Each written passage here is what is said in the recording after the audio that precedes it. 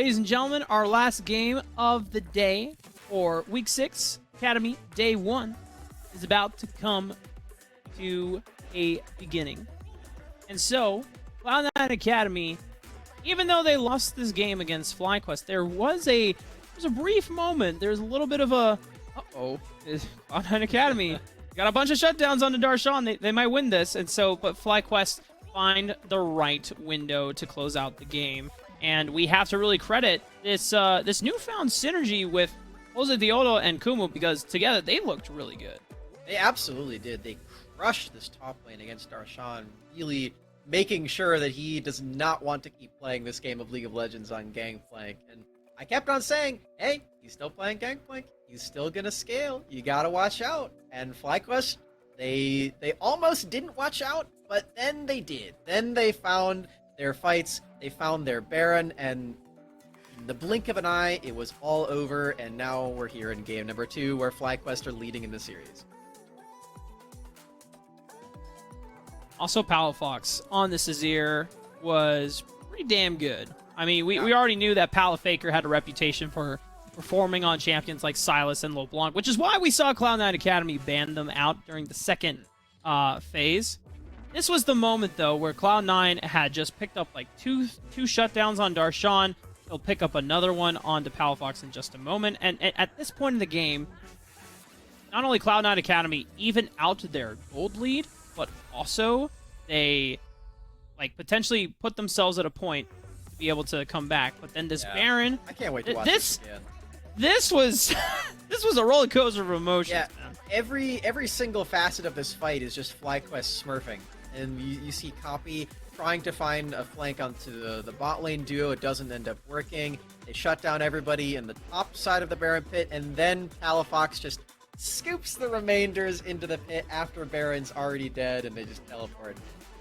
It's just beautiful stuff from FlyQuest, all at once. And I can't wait to see what they've got in store for us here in game number 2. I'm not sure if they're swapping sides quite yet, or we'll learn that here in just a moment, but this is the kind of form that we're expecting from this FlyQuest team, and even more so, I would say, because like you said, Rafa, Jose Diodo and Kumo in this top jungle duo, they have not been the direct teammates for most of this split. They got a game on the same team in LCS this last week, and they're going to be teammates for the remainder of the split, it looks like, if they swap again or something. I don't know.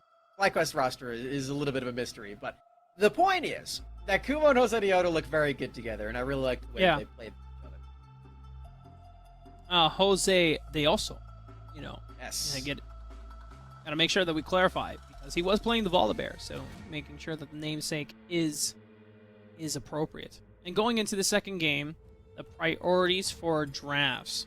I think when we looked at the bans that were taken off the table, Cloud9 Academy, looking back in that game, I want to say that they first picked, and just like running through my head, it wasn't Mundo. I believe they first picked a Diana for themselves, if memory serves correctly. So if priority changes a bit, and they have to deal with the fact that Volibear and Kumo had an explosive game and were able to stall out and slow down Darshan's ability to have a strong mid game, then if Cloud9 were to switch sides and they are on the red side, what are some of the bans that they are looking to take away from FlyQuest?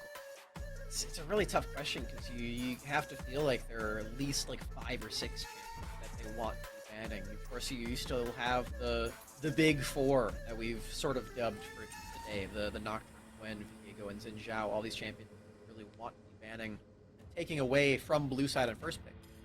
But as you brought up, they also really want to be taking away some of Palafox's big champions, the LeBlanc and the Sylas, which were both banned. I believe Sylas in phase 2, but nonetheless still taken away from Palafox in the mid lane.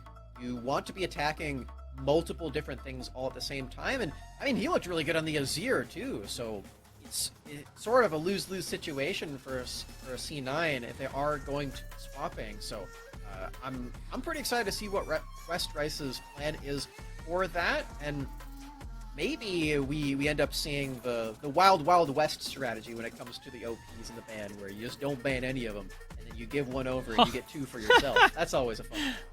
You know, I think I've seen a couple of those in the past where the teams just said, you know what, we're not banning anything because we want to force the enemy team to use all the bans. Shaco and Brand. Those are the bans. Your move. The other team just looks like, what the heck? Are they spelling something?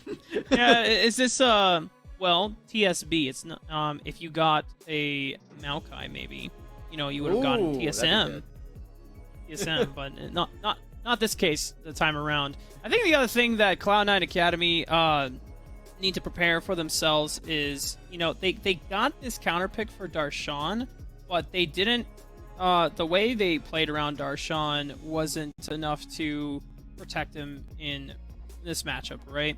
Surenfire can't really do anything as Diana, as your best bet is counter ganking, because you don't have gank setup from Darshan, and so Set can just walk away, whereas Set Volibear, you have Facebreaker, you have stun from Volibear's Q, and then level 6 you have so much diving ability that you have to, like, as Surenfire in Diana's case, you would have to wait for them to overcommit and then come in with the Moonfall.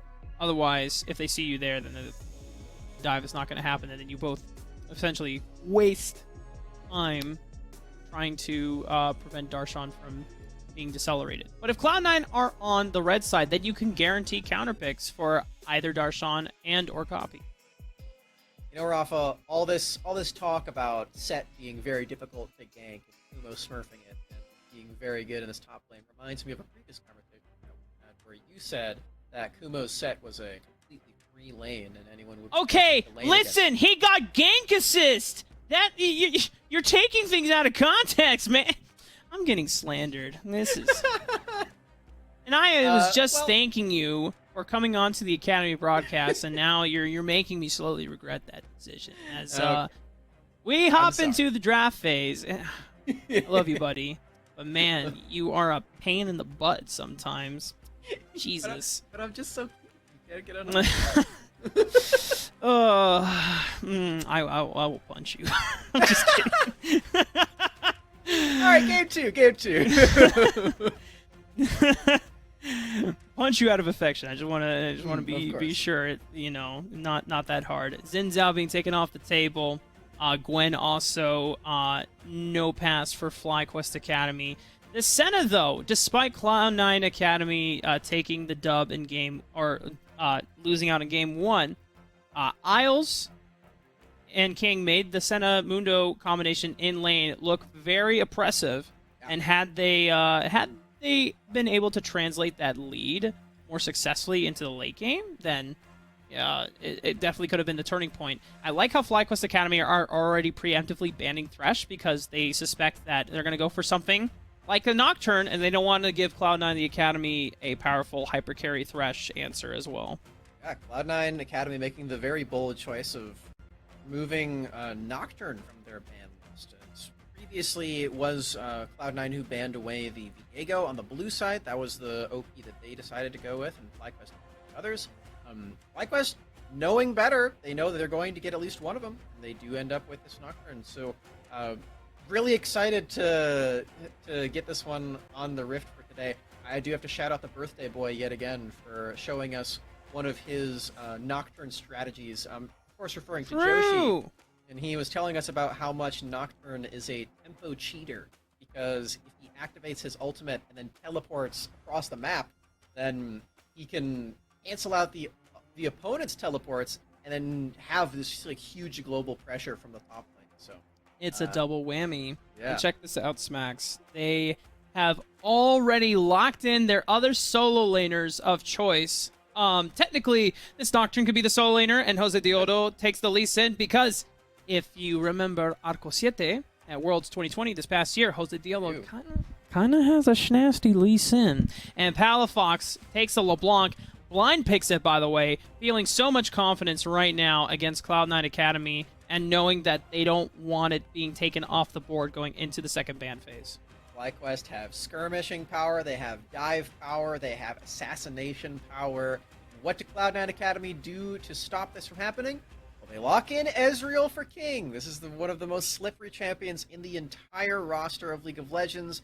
That one is going to be locked in here and could potentially be as a pair with the Karma in the bot lane too. Of course, that's still going to be a flex. We don't quite know yet, but a very powerful laning duo there that we know that King and Isles like to play as well. So looking forward to seeing where that one does end up. As Cloud9 Academy do have the next pick here once the bans are done. We're seeing that they've actually dropped a respect ban for the bot lane here for Johnson. No Callista is going to be allowed. Now, we saw Callista earlier today, or not earlier today, in one of our Academy matches last week as we were preparing for today's matches that got off to great success. It wasn't necessarily Johnson piloting it, but something else that we did see from last week as an answer to the LeBlanc was this Lissandra, and it was the Team Liquid Cloud9 series where they played Copy's Lissandra into Harry's LeBlanc, and despite having a pop-off early game, they shut him down, they took all the Magi stacks, and Copy's looking to do it again. Absolutely is. This is a great response into LeBlanc, one that we've already seen, and one that has already won very recently for Cloud9, so Copy very happy to do that. And for FlyQuest, they didn't take that one away, even though they did have that one, that resource available to them. So, maybe they would have done that in hindsight, but as it stands right now, Cloud9 do get their answer to their favorite trickster mid laner in the Palafox's hand. Do we see a return to the Blitzcrank twice today? That would be shocking. Don't be debated by the champion, Hover Smacks. I know we do it sometimes, and we try not to fall into the habit. It was a little bit of a spicy pick. But I was going to say, when you ban things like Nautilus and the Thresh, that these things are going to happen. But okay, Darshan is going to throw down the gauntlet in the top lane with this Camille. Okay. Camille is a split push champion. Mm-hmm. Likes to be alone in the top lane, side lane. And she really appreciates having a tank. And Thank you, ability haste. And ability haste. Yeah. I believe it has health regen on it too.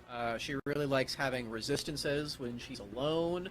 She really likes giving a banner of command to her cannon minions in the top lane. These are all things that Camille really enjoys doing. But the question is, Rafa, does Darshan enjoy doing these things? We'll have to see. I don't know.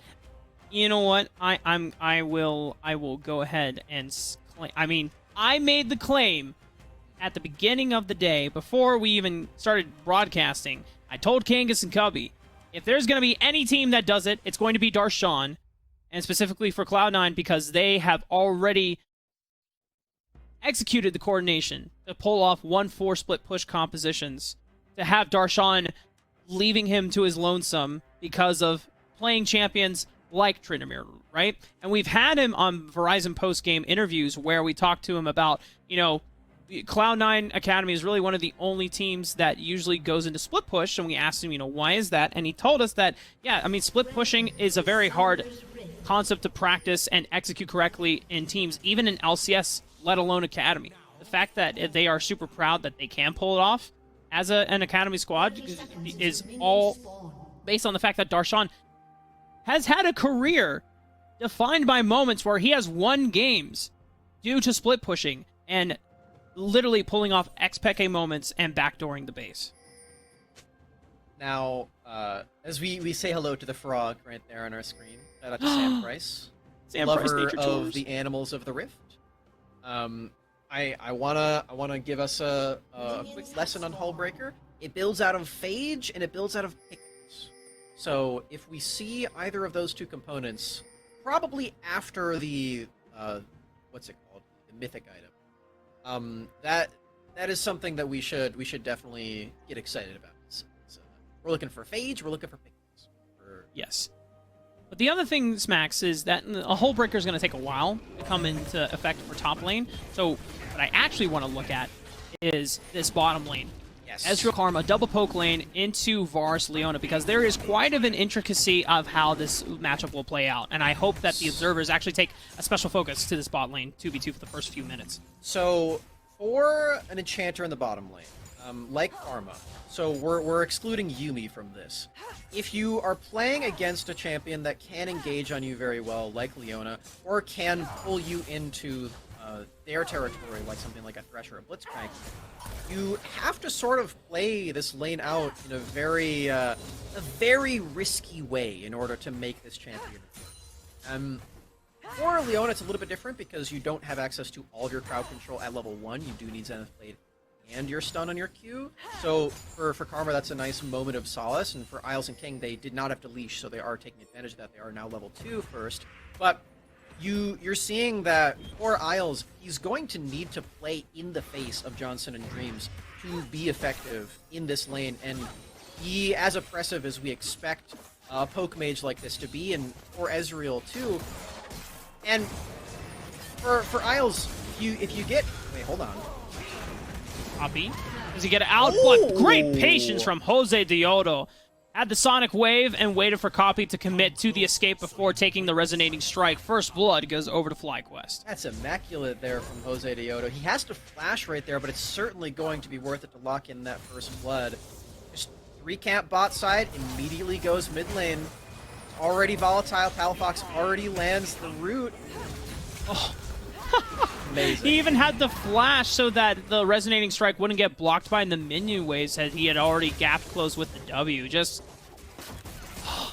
we got to say Jose Diodo Lee Sin, man. I'm a big Arco 7 fanboy, and when they played against Worlds, I mean, I like to follow the LLA from time to time, and so one of the biggest junglers that I used to be a big fan was Odi from Leon Gaming, and then eventually Arco 7, because he was the only Rubian player from LLA. As we get a little bit of a trade in the bot lane, Ignite going down into Isles, should be able to walk it out. 2v2 resumes here, getting some trade damage back out. But seeing Jose Diodo have so much success at Worlds, translating, and then being picked in the LCS, this was a move that I was super excited. It's a shame that FlyQuest hasn't really worked out in the LCS roster, because I want Jose Diodo to succeed as a Latino in esports, but, you know, right now, we got to see the Lee Sin. This is one of his biggest comfort picks, and already with that first blood gank. Yeah, you gotta heal. Now, FlyQuest, oh Still my dead. god, King and Isles are so good, man. Yeah, so this is what happens when you do play very risky. You saw that Isles was playing super far up just to get all this poke damage down. You saw that he was still engaged on by Dreams. He got ignited, he got Zenith Bladed, he got taken down very, very low, but that's not going to stop Isles from still getting all this damage through. And as soon as King lands that W, it's already lights out, because there's a flash in the mid lane. Palafox really trying to land all that damage. Yeah, he also missed his chain. He was trying to set up for another gank. Unfortunately, despite flashing right on top of him, the champion model's a little too far to the left. It was a nice idea in thought. Palafox now down flash. Copy will have the summoner spell advantage. Jose Diodo was also waiting to make that play as well. And now look at Isles. He's here off of the advantage that they got in the bottom lane, knowing that Palafox doesn't have flash, as we talked about before, and Fire and Isles teaming up and punishing the mid laner.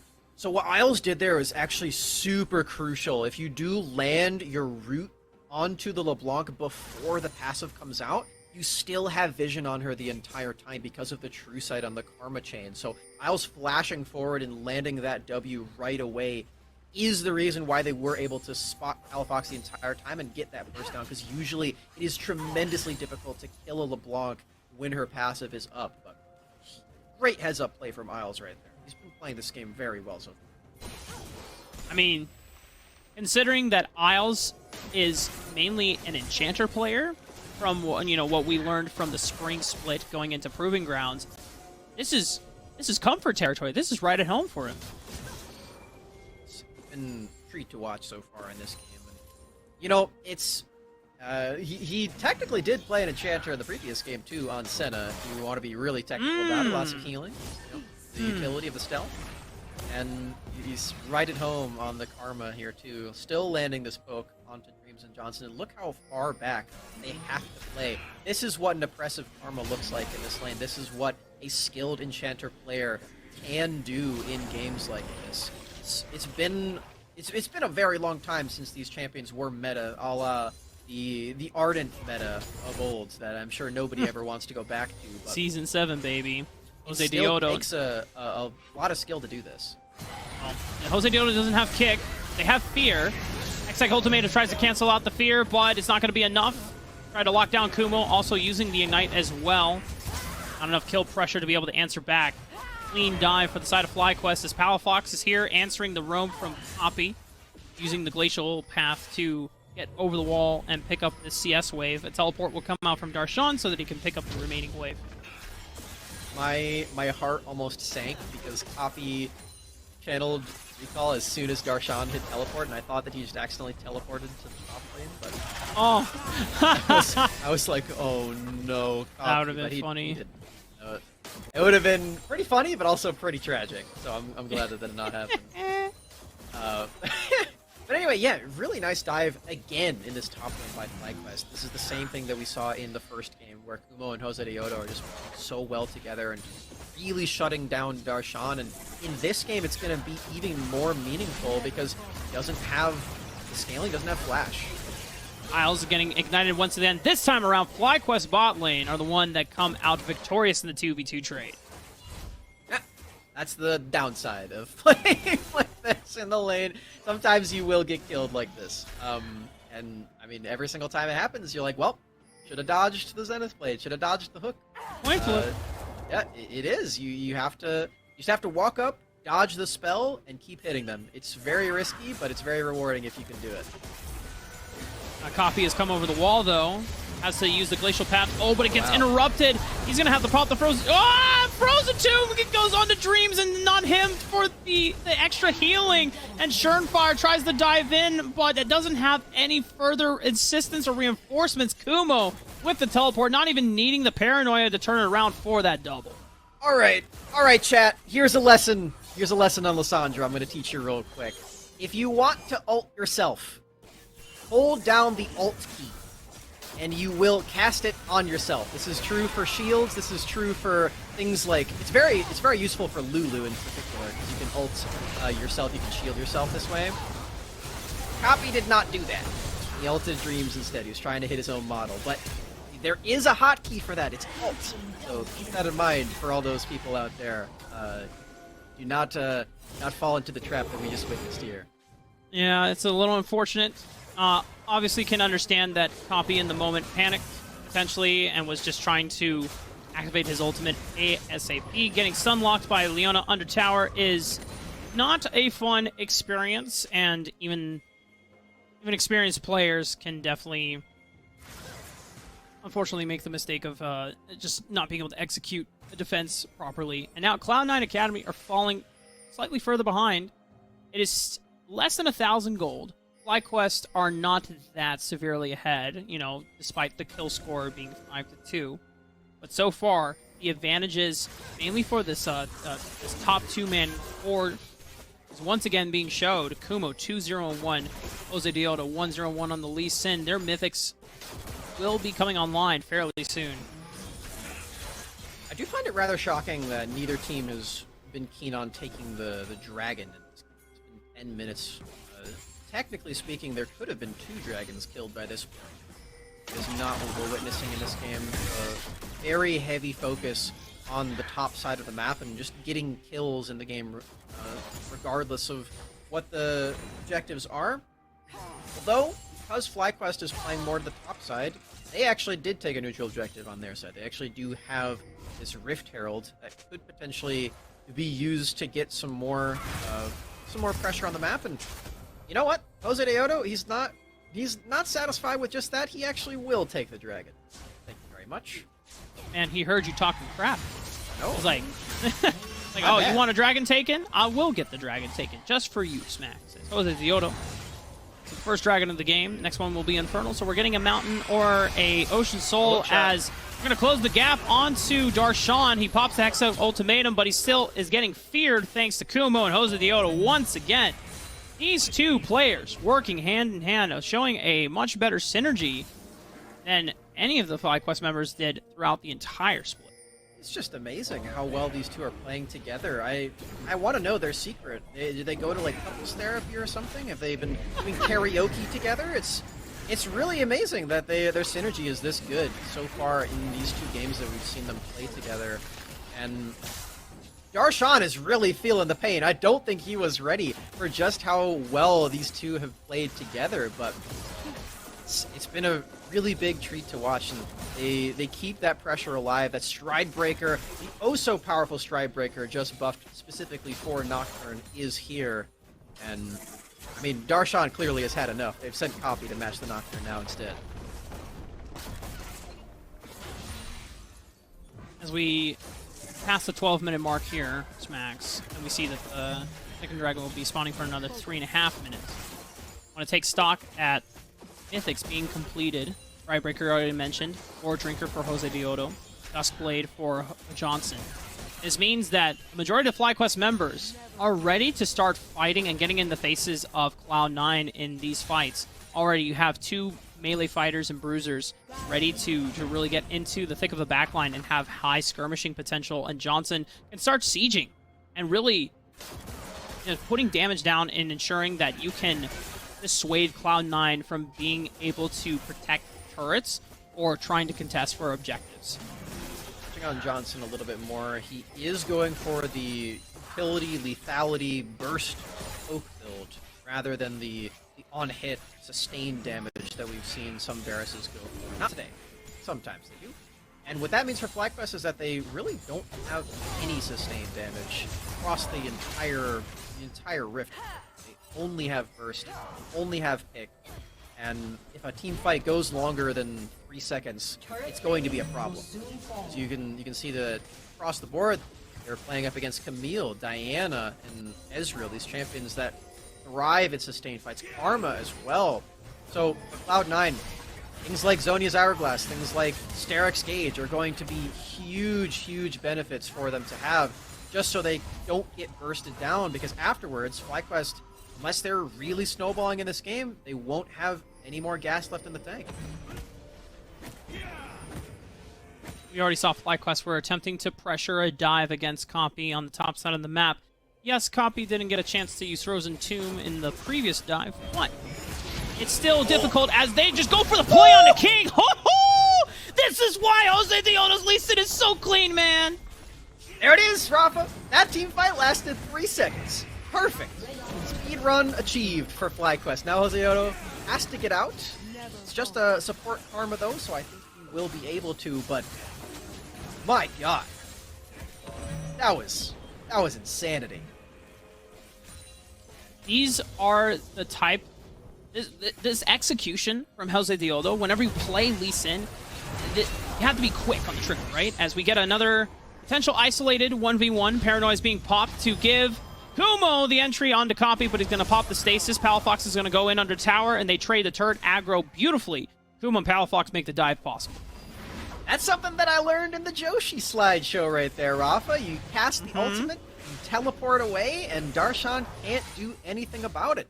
He can't teleport away, he can't cancel you, he doesn't know where you are, because it's dark. And that's exactly what happens when you use those two abilities in conjunction. Copy finds the short end of the stick right there. Cloud9. Now down about 3,000 gold as we hit this 15.5 minute mark. Kills have only... There's only been an additional 2-3 kills since the last time we looked at this gold lead, but it has grown. FlyQuests are taking advantages in this mid-game where they will be at their strongest. A majority of these champions just really accelerate and hit hard off of the Mythic purchase. And when you look at the rest of the Cloud9 Academy's members, you know, you can somewhat compete back with Diana, her first Mythic. You can do the same thing with Lysandra, potentially, but they also thrive when they are able to get access to Zhonya's Hourglass as a second item. because then it gives them a little bit more survivability, a little bit more playmaking potential, and your ability to last in these fights, because you really have to wait on the mid-game spike. That is from King when he finishes both the Divine Sunderer and the Muramana. Flash to get out of that play. Darshan actually teleports up there, so he doesn't have his teleport at all. The Rift Herald is available for Jose Deodo in the bottom lane, and these are the turrets that were recently provided with much more gold when you do take them. This is going to be a huge surge in overall money for FlyQuest, not to mention the extra pressure that they just have across the map. There goes King again! King! Dreams and FlyQuest once again find King isolated out. And it looks like FlyQuest are just going to continue steamrolling and barreling down this game. They have a collapse coming in from Schernfire. He has the angle for the Moonfall. Dreams is going to get locked up by this Frozen Tomb. The rest of FlyQuest members are scattered. Johnson will get isolated out and get picked out. A kick from Jose Deodo misses and on the Sonic Wave as well, but he's still taking a fight against in a 1v2 at the moment. He's taking his chances. Palafox comes out through the flank on the bottom half of the map as well. They're looking for the re-engage. Kumo comes in with a paranoia. And can he and Jose turn it around? And he's going for it. He's got the healing. He's got the gore drinker. He just doesn't seem to die. And Jose Deodo blinking on 300 HP. But he and Kumo, they have the damage. He goes in. He can Sonic Wave and he safeguards out. Jose Deodo, dale. What a monster. The cleanup on that fight again. Palafox! Oh no, is he dead? He's alive! Oh my god! Oh, what is the health bar on that for Palafox? Just barely surviving 3 turret shots. That's a corrupting pot diff right there, as we do get to see what happens to King. Just layering of ultimates, the crowd control from Varus and Leona. King cannot catch a break, but then again, neither can anybody on Cloud9, because Jose Deodo is just running around. Woo! And just looking how long Jose Deodo lasts in this fight, Dreams, I think, eventually goes down to Schernfire, but between Palafox, Jose Deodo, and Kumo, they come in and they buy so much time before the Nocturne is able to come in with the paranoia. And just look how low some of these members from FlyQuest get. And they make it out alive. They're just their ability to skirmish. That this is where they thrive. We talked about this. Their mythic purchases allow them to take these extended fights and being able to come out on top, even in the extended skirmishes that just prevail out. I mean, my God, man. Isles gets forced into the stasis here too in just a moment. Palafox healing up thanks to the red buff sustain. Seeing Copy under fire yet again. I don't know if he's making it out of this one. Ooh. Barely has the distance. Kumo now in a potential 1v3. Jose Deodo finds his mark onto King. Kumo trying to clean up onto Isles. It's ticking slowly. He makes it out alive. Dodges out on the True Shot Barrage. And Jose Deodo, does he take the other Sonic Wave again onto King? It's just using it as a dissuader to make sure King doesn't get back into the fight. And Schernfire's left out to dry. FlyQuest clean up 2 once again. Oh, Darshan has a humongous flank waiting for him no matter where he goes. Copy sniffs it out. Copy's gonna be there, but no Frozen Tomb. This might be another lost fight. There's another teleport. Kick into the wall, and Copy's too squishy. Even with the Aftershock, it's just easy pickings for Jose Deodo. Darshan makes it out alive, but at the expense of his mid laner. A 5th turret now for FlyQuest. Darshan does survive. He's not going to be strong enough to withstand everybody taking down this 2nd turret in the top lane too. James is pretty far forward, but he's very tanky on this Leona. There's a 6th turret for FlyQuest. Clean sweeps across the board. All the turrets, all the dragons, all the Rift Heralds.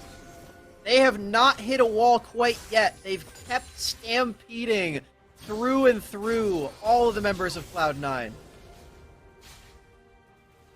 At this point, Smax, it is now 8,000 gold ahead. The gold lead just suddenly exploded off of the back of this jungle top lane duo, this unexpected duo that have this synergy to work cohesively well.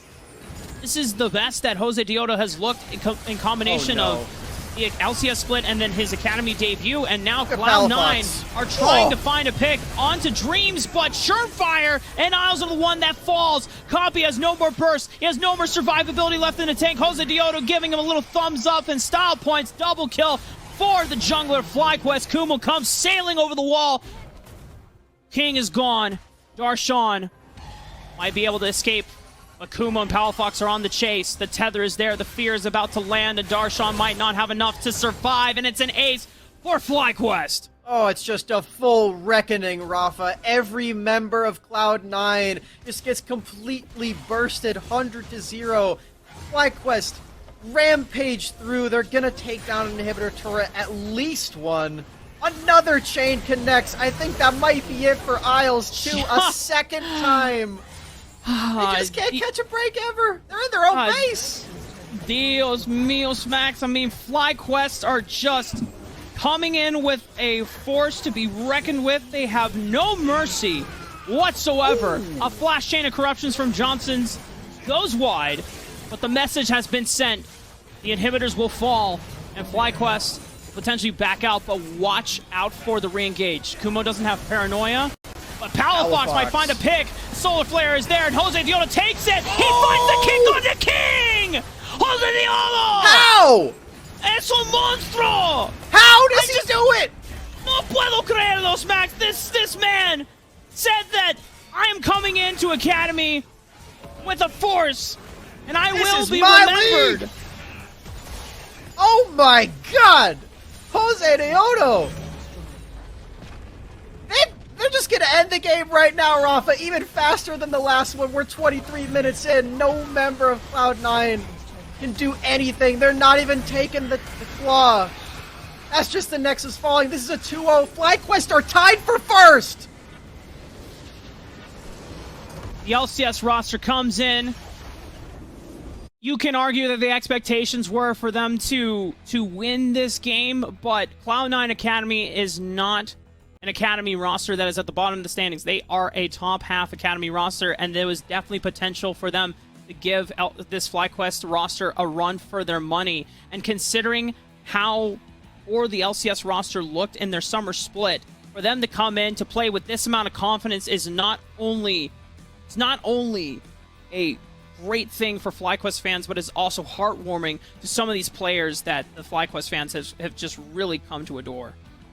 It's such a massive morale booster as well to just clean sweep through a series like this. They, of course, do have another series left for tomorrow, but man, for the members of FlyQuest who've just really been struggling throughout the LCS split the summer so far, this has got to feel really good. Because a reminder, Cloud9 Academy, they took second place in the spring for Proving Grounds.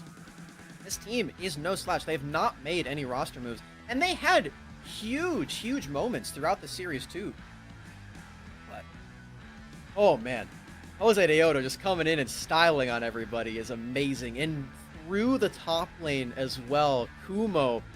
I mean, if these are his first 2 games for this week, I can't wait to see the other 5. He's got a bright week ahead of him, man.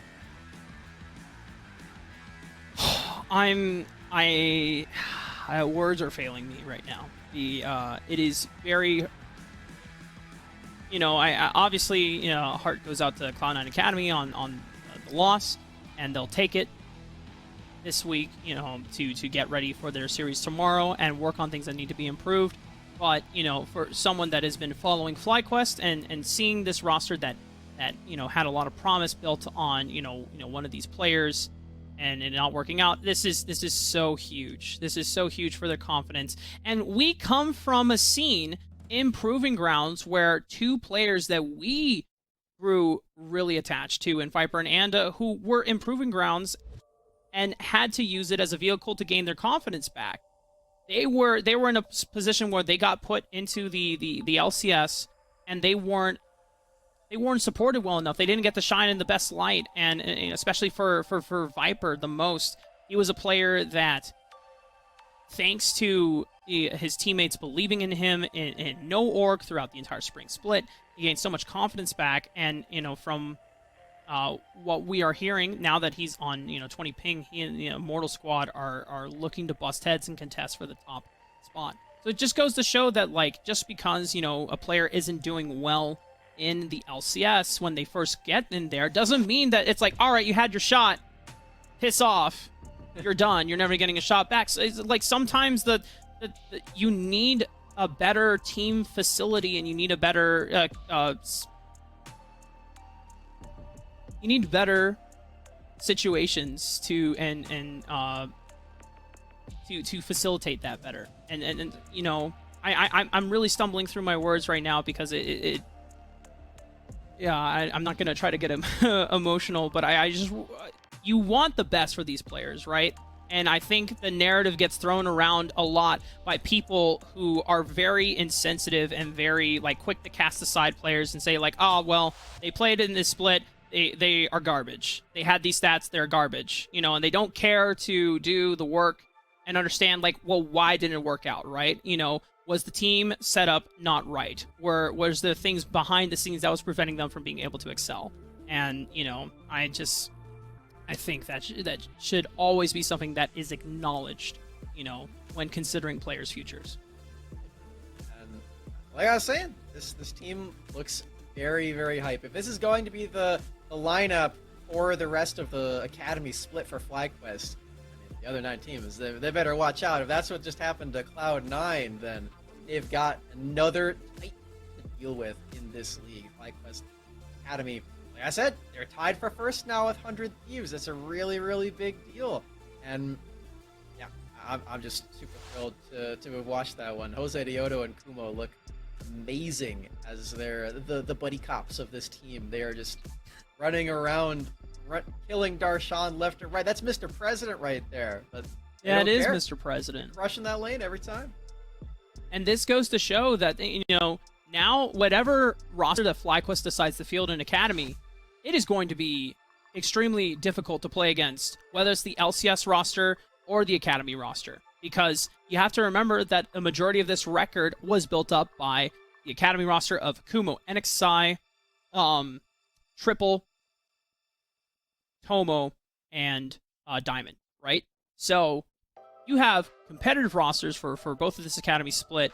We'll have to see how the Academy roster gets a chance to do and fare in the LCS, which is, very competitive right now. But for the Academy teams, it is not going to be a walk in the park either way. And so every Academy team better be ready to buckle down.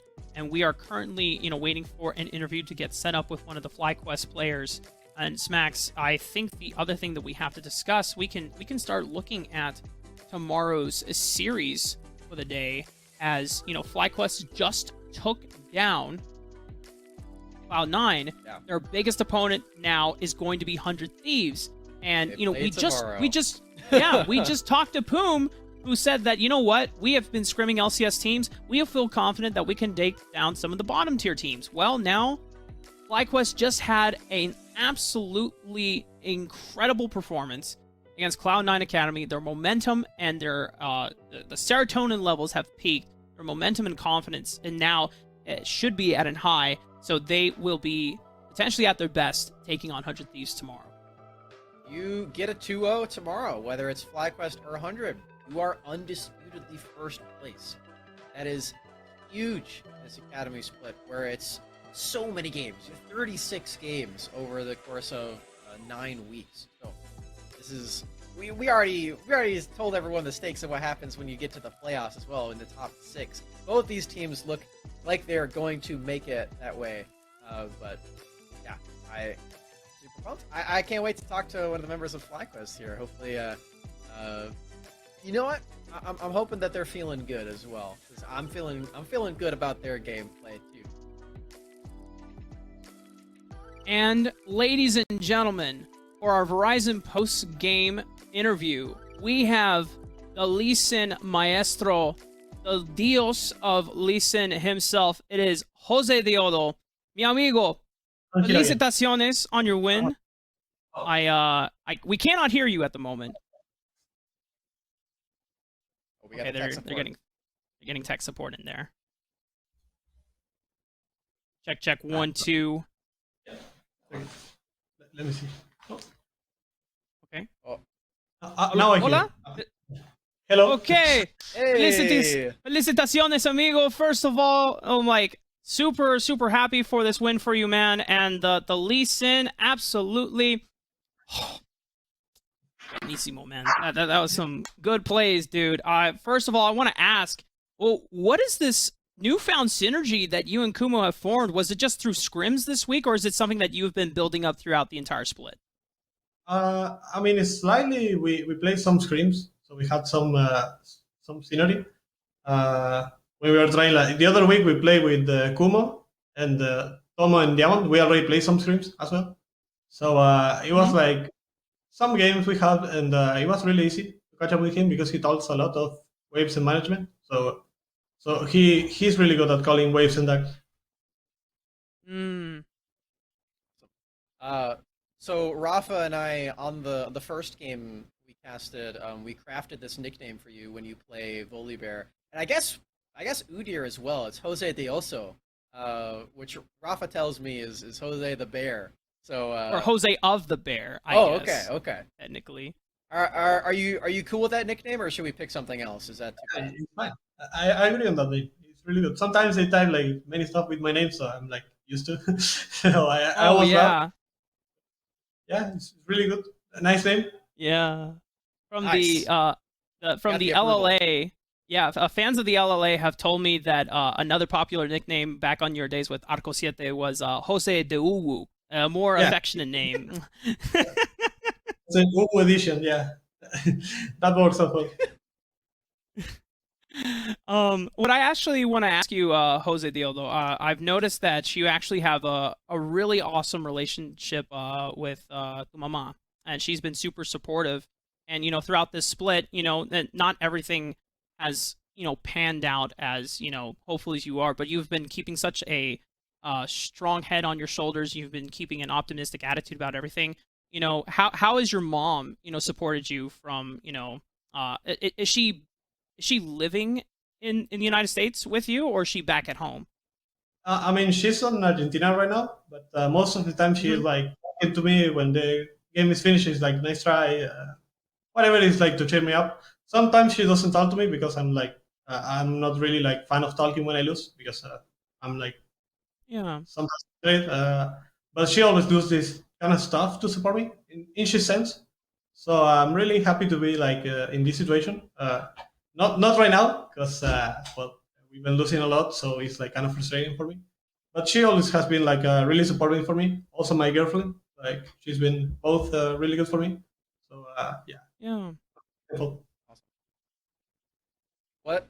So after this summer split in LCS that has not been going tremendously well, like you mentioned, lots of losses and lots of tough moments. What does a win like this, where you're 2-0 the one of the top teams in Academy, mean for you and for the rest of your teammates here today? Uh, I mean it doesn't mean too much. Not to be like aggressive or something. I think we should be winning these games just like, because it's Sure. like what we are supposed to be do. Like it's not like nothing special should be. So it's kind of like the toll that we are playing still good, but we need some more confidence to catch up for the LCS. Yeah, that should be it. Not nothing special. Like, to be sure. Yeah. Right. Much respect. Keep your eye on the main goal, and take these wins, one game at a time. And like you said, you have such high expectations for yourself, and it's something that we admire. And Jose Diego, muchas gracias. Es un placer para conocerte, and we hope you have a wonderful time. And best of luck tomorrow against 100 Thieves. Thank you. Appreciate it. And I think you might be hacking, Rafa. That's 2 Spanish interviews in the single day. Dude, Must, I'm so happy, man. I love talking to players that came from the LLA because I mean it's such a cool scene when you get a chance. I mean, obviously, like they haven't had the best chance to like compete and at Worlds, but then you get players like Jose Diodo from Arco Siete. You get players like Odi and Seiya and White Lotus from past who have pop off performances and take off games from the best teams around the world. Like, man, you know, you gotta celebrate, and especially for me being half Peruvian, you know, I'm always a fan of supporting the Latino community that we have, because it, you know, between Latin America and Brazil, there's a huge player base that, you know, we don't really get to celebrate and appreciate all the fans there as well. So, you know, shout outs to them. As Smacks, we got through your first day of Academy. It was quite a blast. There was a lot of exciting games today. Hope everyone had fun with us. We definitely had a lot of fun. I'm feeling good. There was a lot of really cool games and everything. Love you. All right. Again, thank you so much, everyone, to tuning in to the Academy broadcast for today. Kangas and Cubby will be on the main stream tomorrow. You can catch me and Smacks if you want to listen to more of our antics and silliness over on Nerd Street LOL. Same start time of 4 p.m. EST, 1 p.m. PST. We'll see you then. Have a good night, everyone.